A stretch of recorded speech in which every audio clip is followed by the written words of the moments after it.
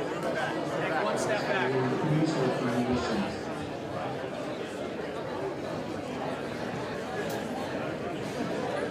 Are you hitting the ladder?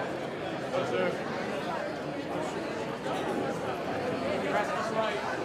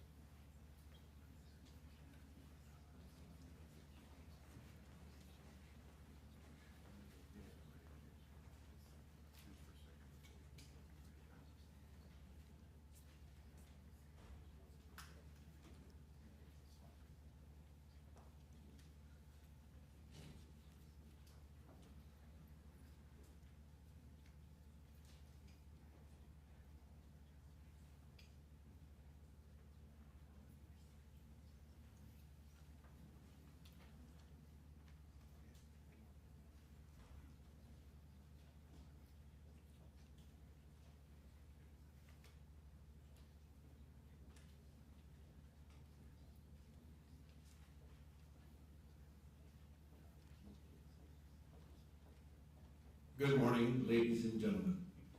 We will begin our ceremony in just a few minutes. Please ensure that electronic devices are silenced until the completion of the ceremony. As a reminder, and in order to ensure proper customs and courtesies are rendered, today's ceremony will be conducted as an indoor ceremony. With this, military members stand at attention during ruffles and flourishes and the national anthem. Military members not in uniform and our civilian guests will stand and place their right hand over their heart during the singing of the national anthem.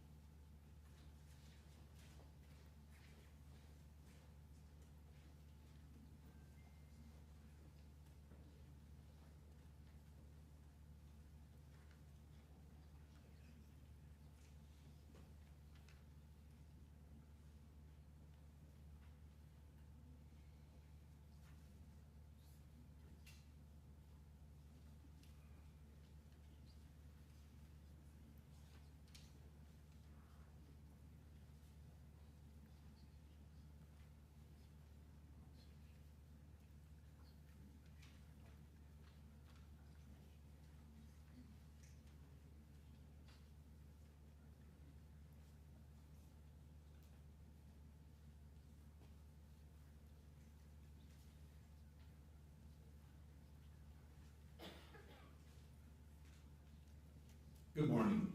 I am your narrator, Shane Corville. It is my pleasure to welcome you to the 2nd Air Force Change of Command ceremony. Today, the men and women of 2nd Air Force pay special tribute to Major General Michelle Edmonson and extend a hearty welcome to Major General Wolfe Davison. The presiding officer for today's ceremony is the Commander, Air Education and Training Command, Lieutenant General Brian Robinson.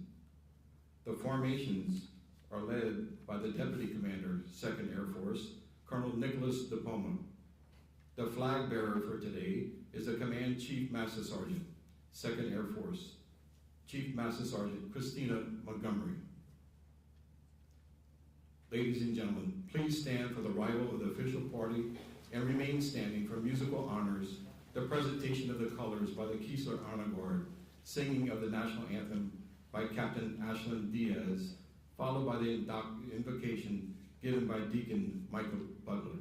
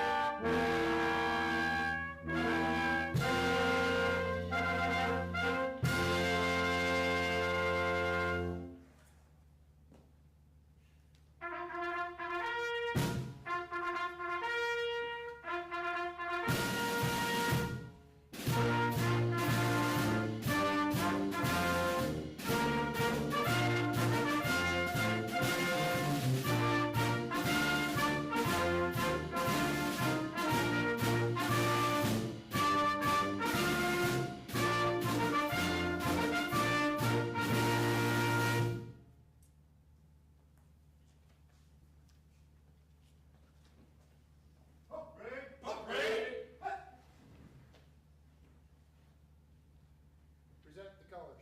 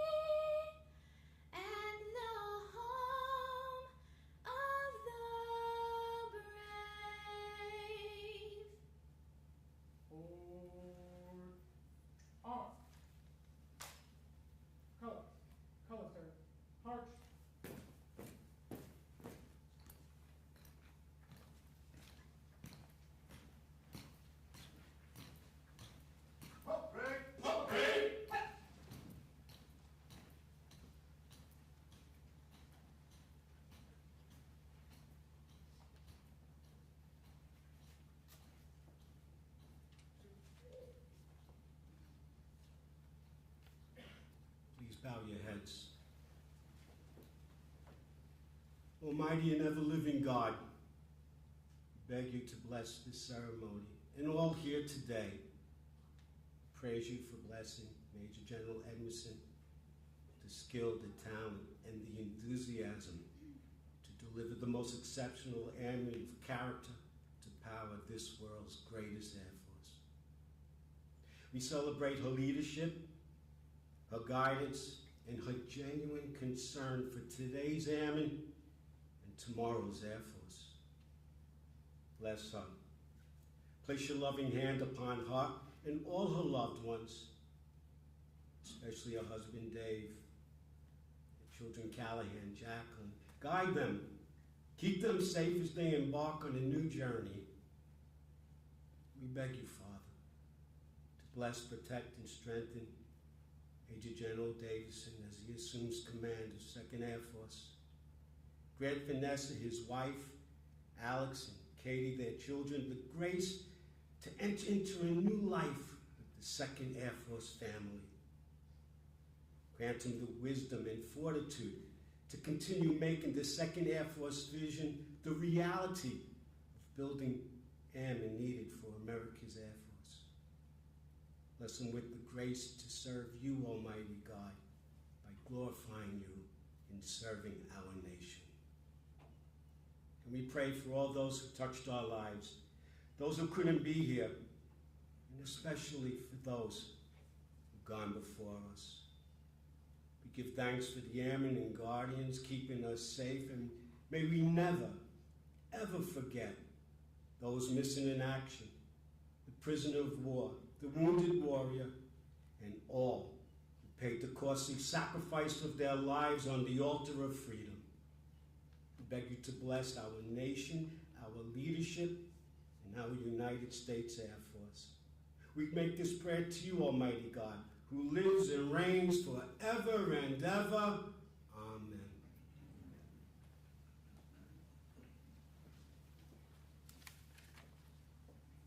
Please be seated.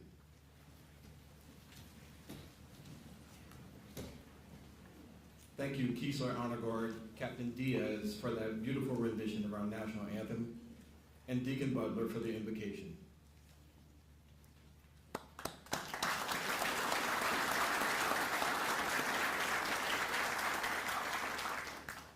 Ladies and gentlemen, we are pleased to introduce our distinguished guests joining us today. Starting with our official party, please hold your applause until everyone has been introduced. Major General Edmondson's family, her spouse, Dave McGowan, their son, Callahan, and their daughter, Jacqueline.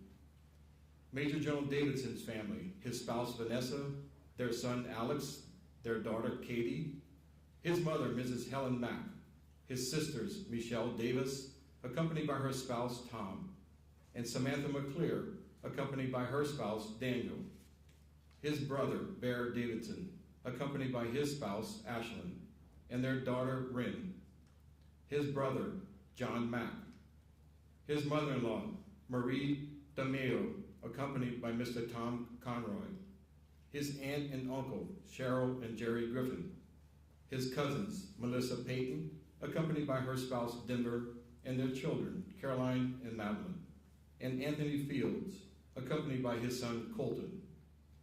And a special welcome to General Davidson's friends and former teammates who have traveled from Florida. Also joining us this morning, the Mayor of Biloxi, the Honorable Andrew Fofo Gillich, accompanied by his spouse, Serena. The Mayor of Gulfport, the Honorable Billy Hughes.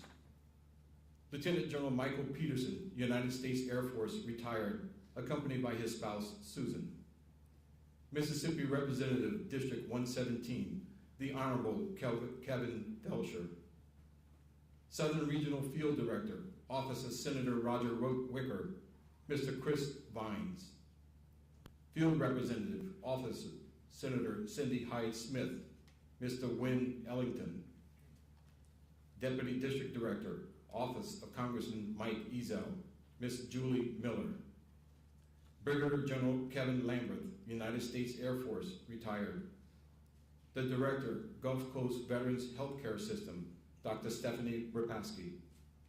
the Director of the Governor's Office of Military Affairs, Mr. Jace Ponder, the spouse of the Deputy Commander, 2nd Air Force, Mrs. Devin DePoma, accompanied by their daughter, Olivia. We also extend a warm welcome to our honorary commanders, community partners, friends, commanders, chiefs, first sergeants, and the men and women of Team Keesler. We appreciate your presence and camaraderie on this very special occasion.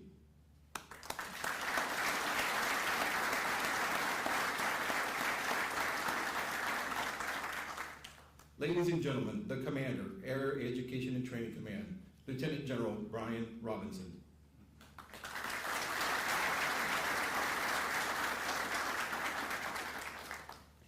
Good morning, everyone. Welcome and thank you for joining us here today for this momentous occasion where we mark the transfer of authority and the chain of command from one commander to another.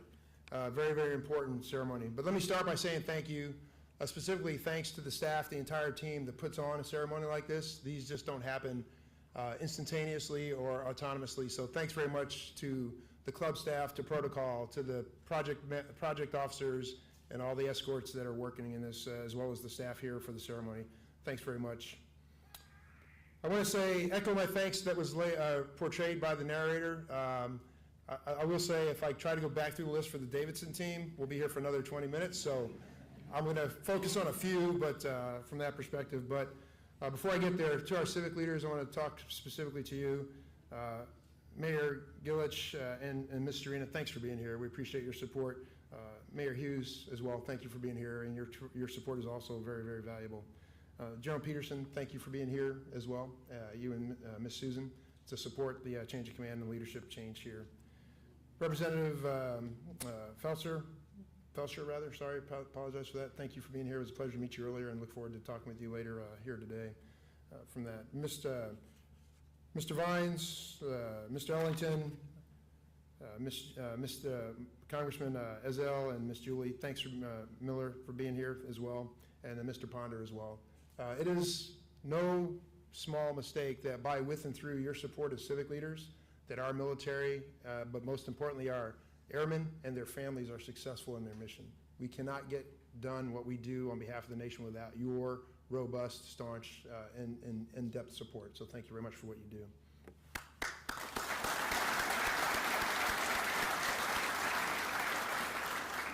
Now to the immediate families, I'll say, to Dave, Callahan, Jacqueline, thank you for what you do. Maureen sends her regards to all of you, that she couldn't make it today, but she wishes you well and thanks you for all the support you've given, particularly on the spouse side, and to the families of the airmen. Tremendous job after 3 years here in that seat, in that role. To the Davidson family, to Vanessa, Alex, and Katie as well, thank you for being here. Thank you for all of your support and sacrifice as family members, spouses and dependents or children of the family. You do serve and ultimately sacrifice a great deal in your life's journey up to this point to allow the members you see before you, your parents, your lesser halves, because the spouses are the better halves, to be successful and grow in the ways that we take care of our airmen. So thanks very much. Thanks for all you do.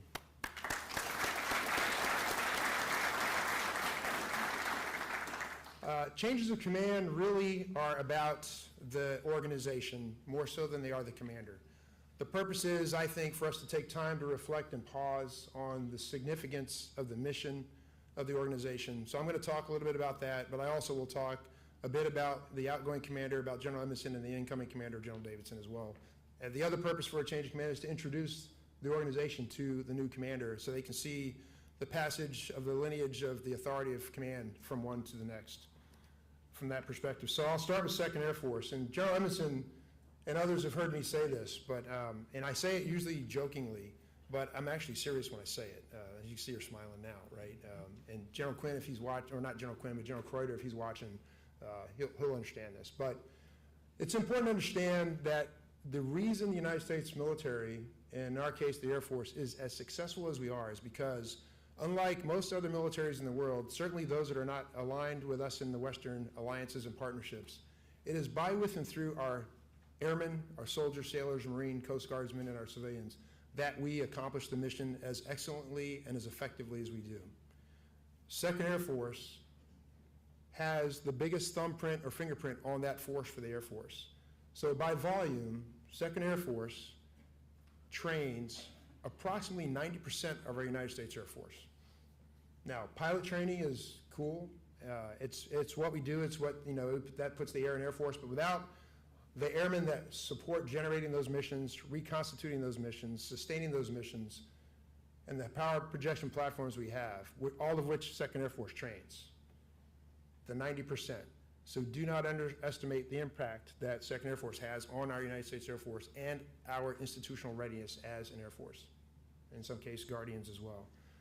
19th Air Force gets the other 7 to 10%. So General Quinn is studiously trying to learn the other 93% that we joke about all the time. But that's how much I see what we do and how important it is. They train 93% of the Air Force, 265 specialties throughout the Air Force, many of which I just broadly tried to refer to.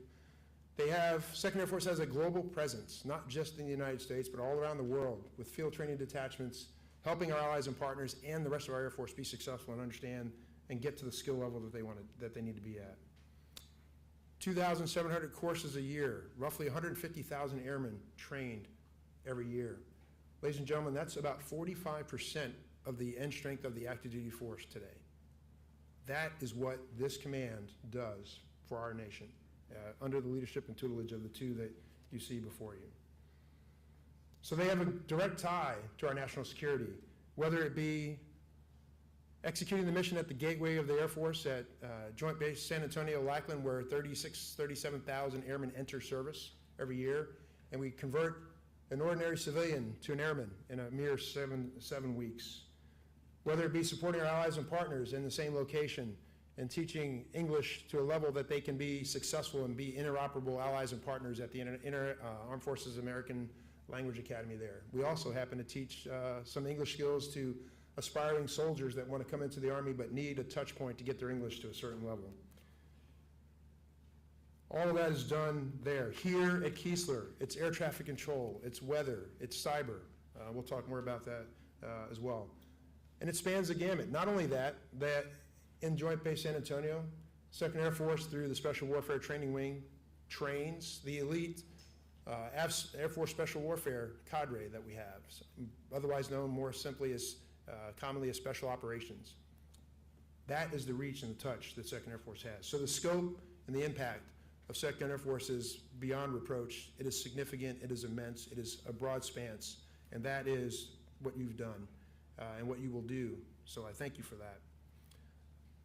So that is the importance of the mission. So I'm going to talk a little bit about the outgoing commander. Full transparency, we have nominated her and submitted her for a Defense Service Medal.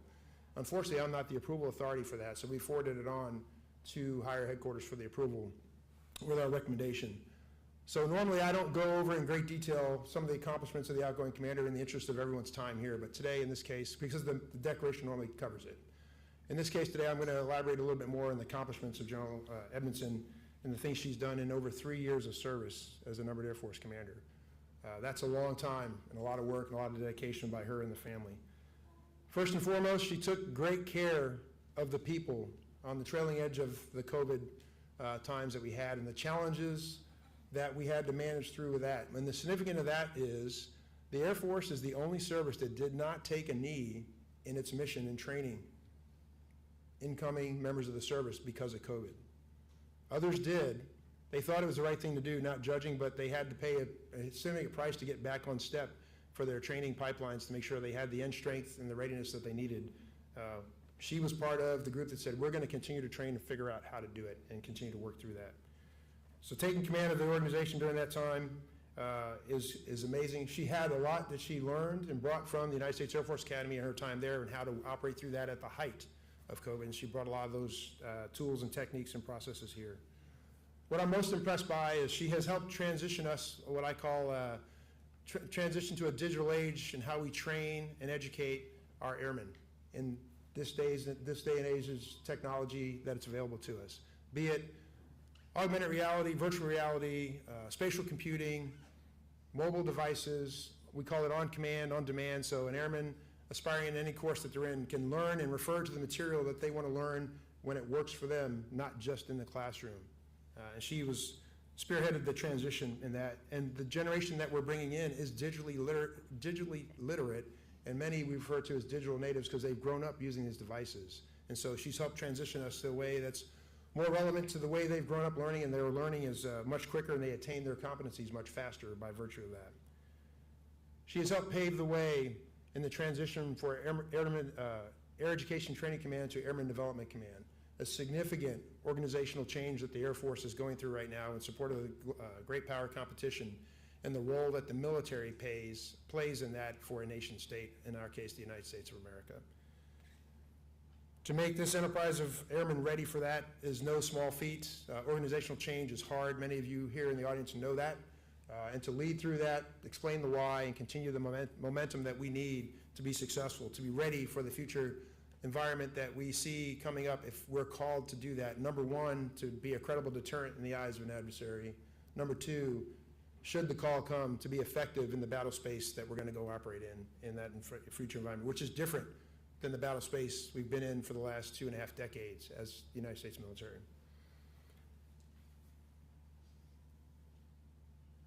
Last, or close to last but not least, you have transitioned basic military training in a way that I just spoke about to give those airmen that are coming through basic military training the competencies and skills necessary at an earlier time in their career to start to understand what it's going to be like when you enter the operational Air Force and come out of the institutional Air Force.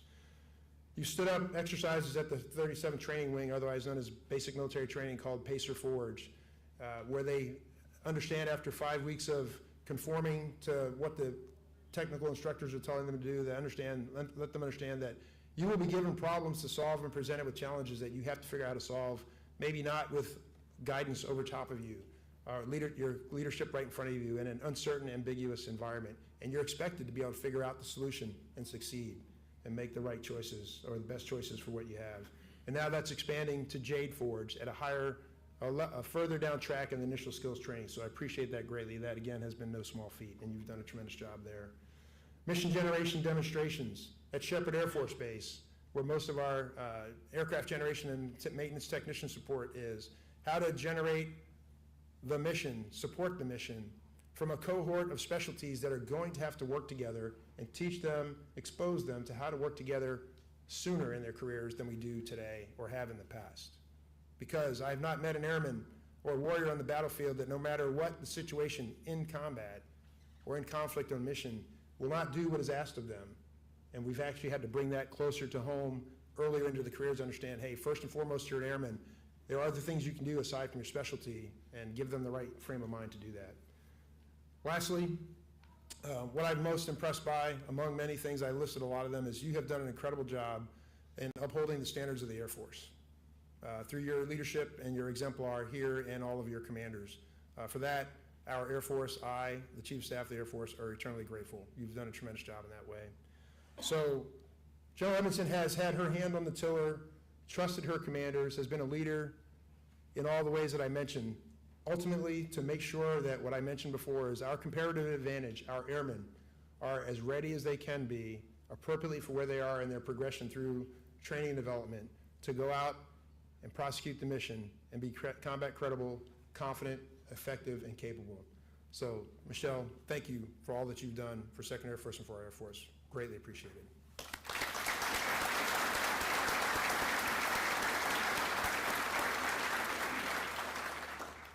To General Davidson, Wolfe, to you and Vanessa and the family, welcome aboard. You're about to understand what it means to be a torchbearer in what we also call Air Education Training Command, the first command, because we touch every part of the Air Force, as you know. So you're about to get on to a wild ride, but I want to introduce you a little bit to your formation so they understand you're the right person at the right time to continue the momentum and the mission that we have. Your background is you've led at the strategic, operational, and tactical levels. He's been in the battle space. He's been at the policy level where you've tried to put policy in place that the airmen and the warriors at the tactical level can either train to or be successful to with mission. Your assignments include Indo-PACOM, Central Command in the Southwest Asia, and obviously based on your core specialty, Air Force Special Operations Command as a career special tactics officer. And so we have the great tutelage of you being here, the great privilege of you being here amongst the team. You've been dual-hatted as the both U.S. and NATO Special Operations to components in Afghanistan in the thick of the fight, so you understand what it means to be on the point.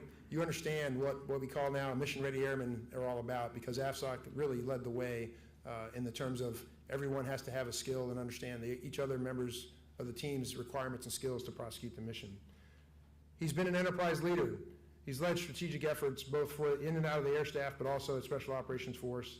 He comes to us from the Defense Threat Reduction Agency, otherwise known as DTRA, where they focus on more of the strategic aspects of readiness and deterrence for our military, but also how our airmen will survive and operate through some of the things that we know the adversary intends to throw our way to make things challenging in the battle space if it comes to that.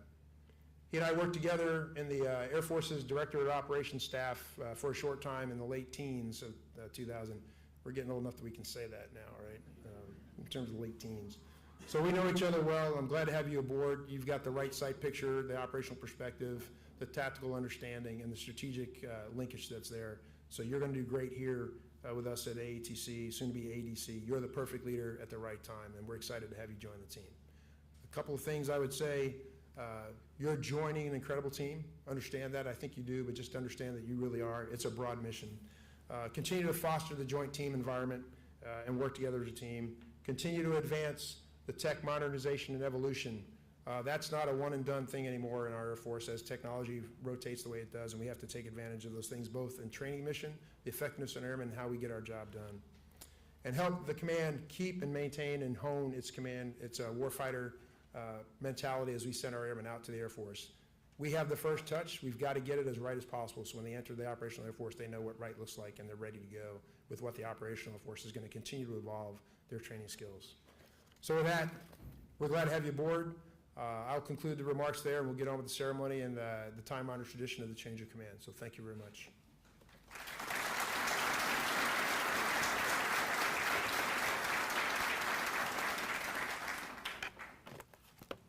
Thank you, General Robinson. Ladies and gentlemen, the Commander, 2nd Air Force, Major General Michelle Edmonson.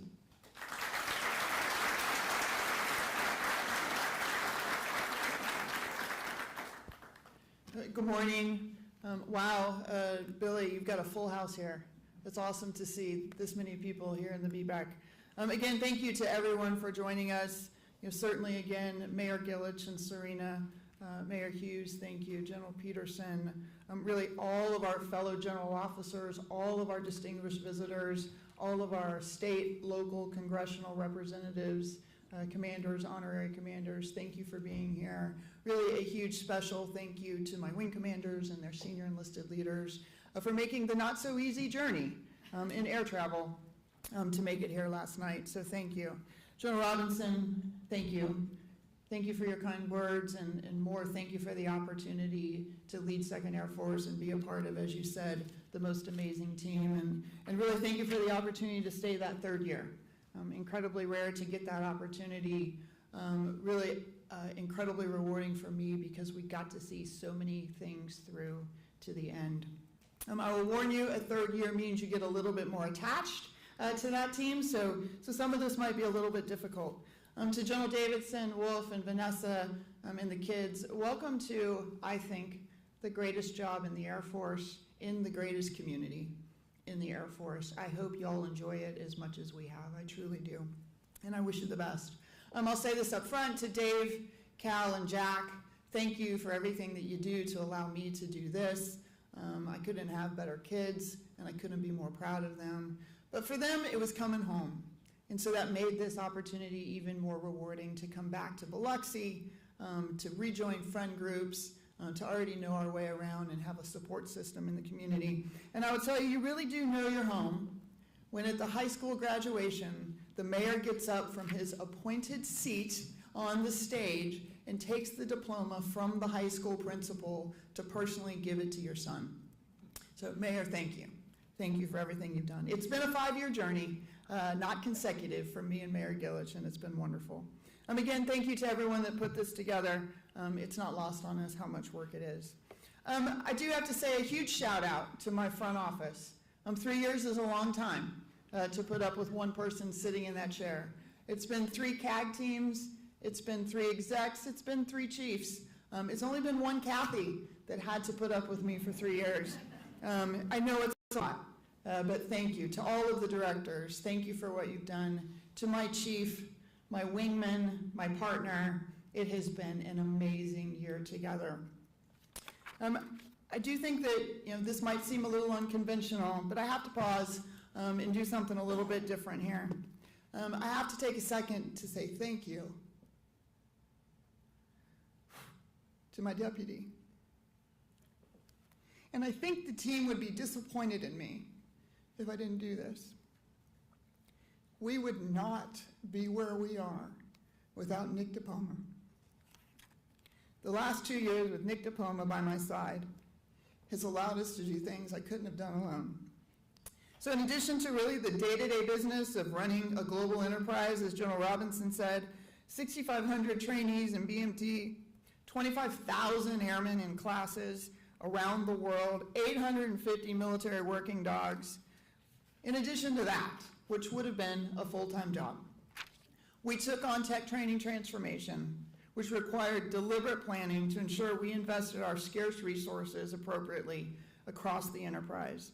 That meant developing and evolving planning guidance, justifying resources, developing POAMs, requirements parades, integrated capabilities, strategic communications, and everything else to get 5 wings going in the right direction to a defined end state. In addition to that, as General Robinson said, we've taken on the NAF organizational evolution to support the transition from AETC to ADC, which Nick has led, which has translated to countless hours of deliberate scrutiny of roles and responsibilities, reimagining curriculum development, and now creating the construct to soon stand up centers of excellence. Thank you, Nick DePoma, for all you have done in being the best partner I could have in this journey.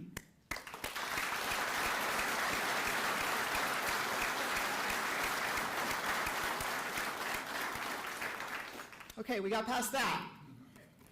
So truly, I stand here this morning grateful, proud, and honestly in awe of the accomplishments this team has made over the last 3 years. It has been the honor and privilege of my career to serve as the commander of 2nd Air Force. The experiences and accomplishments during our time together have left an indelible mark on my career and life and have been profoundly rewarding. To say this opportunity has been the highlight of my career would really be an understatement. I'll tell you, when I left command of BMT many years ago, I would have said that was the highlight of my career.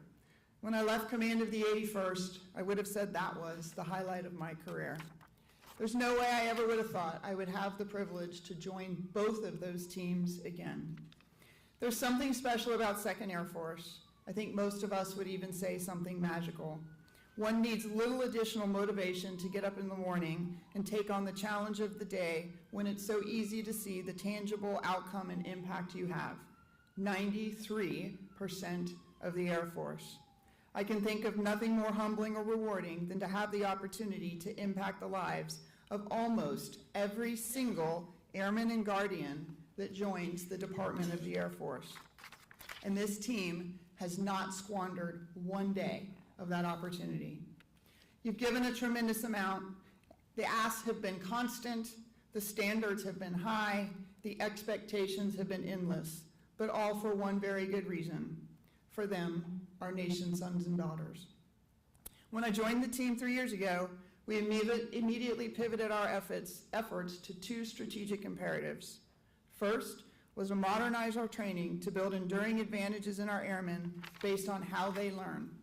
You wasted no time taking on monumental transformation efforts focused on modernizing classrooms, updating infrastructure, installing connectivity, revolutionizing learning modalities, investing in the development of our faculty, and building a deliberate human performance framework. The second huge lift was to pivot the enterprise to better develop warriors for an era of great power competition with a focus on China. You answered the call from every echelon, day in and day out, and created a deliberate development continuum across basic training and through initial skills for those 265 specialty codes. You have indeed set the foundation for this generation and those to come. You've ensured our airmen are trained and equipped for the next fight. You've ensured they understand the strategic imperative and what it will mean to serve in tomorrow's Air Force in the evolving strategic landscape. 2nd Air Force would not be where we are today if it wasn't for the tremendous investment from each of our wings. Perhaps the most rewarding part of this job has been watching my wing commanders lead their wings. The 17th has been instrumental in propelling tech training transformation forward through numerous initiatives, such as Jade Forge, gaming and AI and language training, Operation Lone Star, human performance in the Fire Academy, enhancing our airmen and families' quality of life through increasing access to medical care, and solved seemingly insurmountable infrastructure issues. The 37th has made huge strides, modernizing basic training with the biggest changes we've seen in decades, to include Pacer Forge, 0 Week, Operation First Flight. You removed barriers to entry with the BMT naturalization program, you overhauled the basic defender course, and you have tremendously improved the kennel conditions for those 850 military working dogs. The 81st, you've launched countless initiatives which drastically improved learning in several of your initial skills pathways. As a diverse hub for transforming learning in the DoD Weather Schoolhouse to historic improvements in attrition rates and washbacks and air traffic control, to leading modernization across the cyber pathways for the entire career field. And please don't forget the enhanced use lease efforts of the Mississippi Cyber Center as a model for the Air Force. The 82nd has raised the bar, leading the NAF in scaling connectivity and infrastructure requirements to bring XR into countless classrooms and dorms. You drove long overdue improvements to our nuclear enterprise training mission, and you developed an Airmanship 200 curriculum to build a better foundation across every airman that comes into the NAF. The Special Warfare Training Wing unveiled their state-of-the-art 76,000 square foot Maltz Special Warfare Aquatics Training Center. You drove countless human performance initiatives to better prepare and protect special warfare candidates. You've envisioned and realized a campus design plan well over 15 years in the making to truly evolve Chapman Annex into the home of AFSPEC war training. You removed barriers to success and made Air Force history in graduating the first 3 female beret wearers in 3 different disciplines, ultimately normalizing the training experience for all AFSPEC war candidates. So to Nate, 2 years. It has been an incredible pleasure. To Billy, 1.5 years.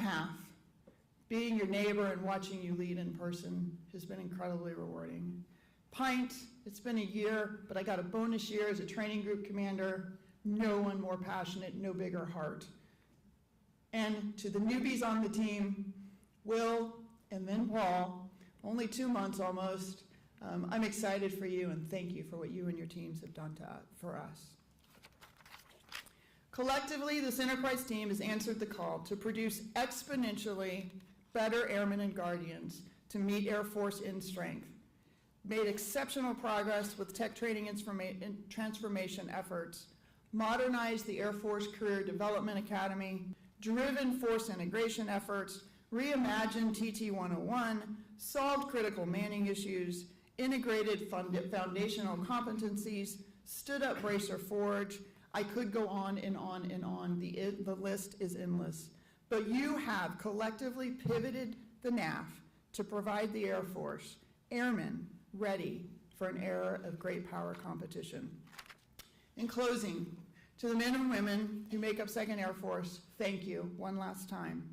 We're in the people business, and what you do every day is nothing short of inspiring and noble. You've propelled our culture and learning environment forward, ensuring every airman begins their Air Force journey knowing what right looks like on day one. You transform civilians into mission-ready airmen and guardians, resourcing our force with its most precious resource, our people, ensuring our Air and Space Force stand ready to meet whatever challenges may come our way. This command is truly second to none. People first, mission always. Thank you. It's been an honor.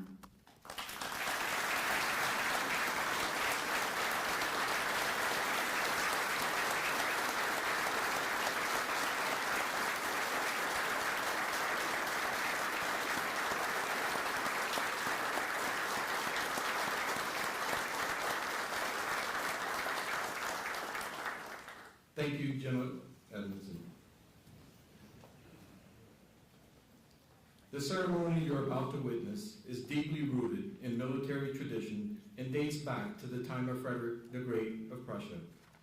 During that period, military organizations developed flags bearing specialized colors and designs unique to them. When soldiers followed their leaders into battle, they kept sight of those flags. If a banner still waved after the conflict, it was a sign that their side was victorious on the battlefield. The organizational banner was exchanged in public for all to witness the naming of the new sovereign leader of any army. The modern ceremony is simple and direct, yet continues to announce to all the authority of the incoming commander in the finest of military traditions. General Robinson will now officiate the change of command ceremony as command of 2nd Air Force is formally passed from General Edmonson to General Davidson. Ladies and gentlemen, please stand for the change of command. Command! Ready! Up! Publish the order.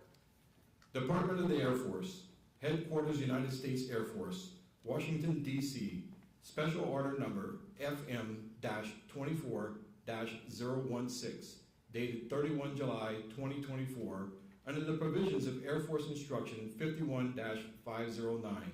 Major General Matthew W. Davidson assumes command of 2nd Air Force from Major General Michelle C. Edmonson, effective 2 August 2024.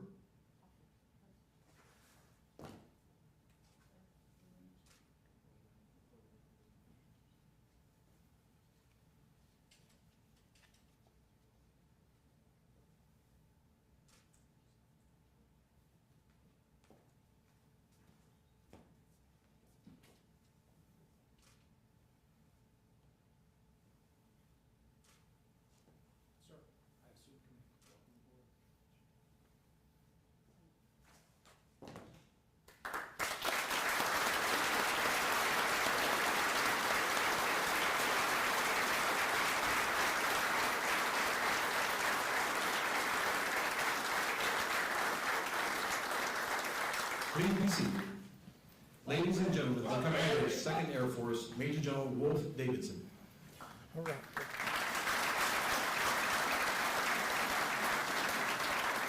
This is the first time in a long time I hadn't had to move the microphone down. It's good to be around normal-sized people again. Hey, thanks everyone for being here today. I know all of you in every walk of life had a lot of important things that you could have been doing today, so thank you for taking the time to be here. I would like to say briefly thanks to everyone who made this happen. This is an amazing event that comes together, so thanks for the team that did that, and all the airmen in the back that hoped that they would be doing something else today, got the opportunity to come over here. Thanks for you all being here. Sir John Robinson, thank you for the opportunity to lead 2nd Air Force and join this team. I'm truly excited to do this. General Edmonson, thank you for your service here, not just for 3 years in command. General Edmonson is wrapping up 11 years of time in 2nd Air Force as Chiefs Department. I am pretty certain that is probably the longest serving active duty officer in 2nd Air Force, maybe in history. That is an incredible accomplishment of service to all these airmen and making the impacts that you've clearly articulated. To Dave and Cal and Jacqueline, thank you for your service and support to her, to holding her up on your shoulders as our families do for us during those hard times and giving us a reason to go to work. So thank you, and we wish you all the best as you go on. I'm going to say a few thanks here and then talk 2nd Air Force for a second, and then we'll wrap this up. So first, I'd like to say thanks to my family that come here. My name is Wolfe, and we hunt in packs, if you haven't figured that out. And Joe Robinson, you talked about it, right? Team. Team is part of my life. I grew up as a combat control team member. I served on special tactics teams. My family is a team. And that's how I see the world. And I'm excited to join this team here at 2nd Air Force. So to all the family that came in from Georgia and Texas and Pennsylvania and Delaware and Virginia and across there, thank you. Thank you for being here to continue to honor our family with this service. To my kids, my son's a sophomore at the Air Force Academy, came in last night, 14 months. We dropped him off the Air Force Academy 14 months ago, and he's now returned to his second home since he left. Just the nature of the business. My daughter, Katie, started her 3rd high school in 3 years at Biloxi High School last Friday. Thank you for continuing to support. Couldn't be more proud of those 2 kids. And then Vanessa, thanks again for everything you do to hold me up. She gives me the energy. She's a bigger patriot than I am. She's my biggest critic and my biggest fan. So thank you. To 2nd Air Force. I'm sorry. I want to go one more before I go to 2nd Air Force, and that's to this side of the room, to the civic leaders here that make this an incredible place. In 1994, a little over 30 years ago, I walked on to Keesler Air Force Base for my first time. And I'd come from actually combat diver training at Key West, Florida, not a bad place to hang out in Key West, right? And I remember as I left Key West saying, you know, this was a cool place to visit, but it just doesn't feel like home. And then I rolled into Gulfport, got on the military bus from the airport, rode over into Keesler Air Force Base, got the opportunity to get out and see the area. And I remember my second day thinking, this feels like home. And that's because of the people that are here. And my wife and daughter have made that same assessment in our first 2 weeks here, that we didn't come home like General Edmonson, but it feels like home. And that's to the incredible leadership here. For you, Mayor Gillich and Ms. Serena and Mayor Hughes, thank you for the incredible environment, and all of our lawmakers and civic leaders that do so much to make this a place for our airmen to thrive. And it's essential to what we do. And sometimes when you live in the same place for a long time, you don't know what right looks like and what wrong looks like. I can tell you this is what right looks like. So thank you. I appreciate it. My friends and family came over from Herbert, my teammates from over there. It's great to see you. I see they even kidnapped a wing commander this morning and brought him over to be here. So thanks for making the drive over here, as a lot of other friends did. Hey, to 2nd Air Force. As General Robinson and General Edmonson articulated, there's been an incredible amount of work that's gone on in this command. And it is in a tremendous place. And I am excited to join this team and start to pull my load in this continued transformation to change the adapting environment that we have in front of us. The strategic environment is more complex, is more dynamic, and has the potential to be more lethal than we have seen in a long, long time. We have a competitor whose stated vision likely intersects with what Americans think is our future in America. And resolving that issue is not the military, the Department of Defense, or the Air Forces, or the Space Forces. It's a national problem, but we have a very, very critical role in it, right? And our role is to be very sure that if somebody wants to threaten Americans' way of life, or that centralizing theme that our founders so long ago said, that the United States of America will have a self-determination on our future. When that is threatened, that they know that they will face and lose to the United States military. And that will be fueled, I don't care where the battle occurs, whether it's in our homeland, it's in somebody else's homeland, or in between, I guarantee you the power that will make the United States of America successful will be generated and fueled by the United States Air Force and the United States Space Force. There's no question about that. And we're not going to win or lose based on the machines we have, or the technology, or whether our AI is better than their AI. Those are all important tools. We will win or lose based on the airmen, the soldiers and sailors and Marines that are in that fight. We've got thousands of years of historical advantage that tell us that is true. And the next one, I do not believe will be any different. So when the Vice Chief asked me, would I be interested in coming to 2nd Air Force, I told him that there is not a job in the Air Force that I would rather do than be here. For all the reasons that General Edmonson and General Robinson talked about. Because we will win or lose that fight based on the 93% of the Air Force and Space Force that is trained by this command. And we don't know when that fight will happen. We hope it never happens. But we know with 100% certainty that we have exactly from right now until it starts to get ready for it. And all the great work that has been done is really important. In fact, our reputation is based on what we did yesterday. But our value, our worth, is based on what we can do tomorrow.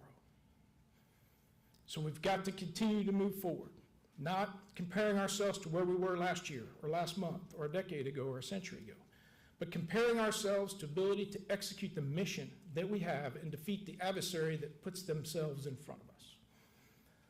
So for the Airmen of 2nd Air Force, thank you for the incredible work that you've done. We will continue to drive to build the Air Force's warriors that will win that conflict, should it occur. And we will continue to ensure that the parents and guardians that raise people that are willing, like these young people in the back, that are willing to raise their hand and put themselves, subjugate themselves to the needs of others and to serve our nation, the people that raise them get the exact type of professionalism to their sons and daughters and cousins and grandchildren and nieces and nephews that they deserve. That is my commitment as I join this team.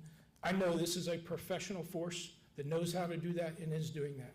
And I'm excited to join the team and pull my weight. It's an honor and privilege to join the 2nd Air Force team, and I look forward to focusing us all on wherever that next fight takes us. Thank you.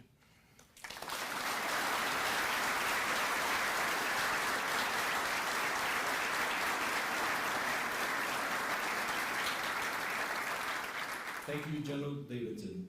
The men and women of 2nd Air Force are proud to have served with General Edmonson and wish her and her family good luck and Godspeed in the future and their future endeavors. We also welcome General Davidson and his family as he assumes his new duties as Commander, 2nd Air Force. Ladies and gentlemen, please stand for the playing and singing of the Air Force song and remain standing for the departure of our official party. Our musical support for today's ceremony has been provided by the 41st Army Band.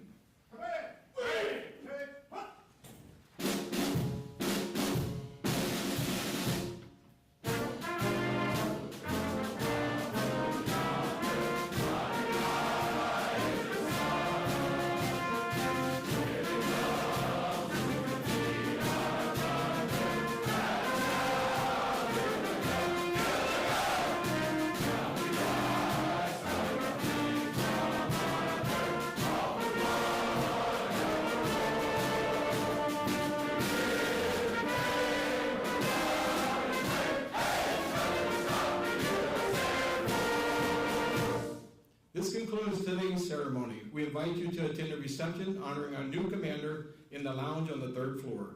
Thank you for attending, and we wish you a great Air Force Day. Dismiss your way!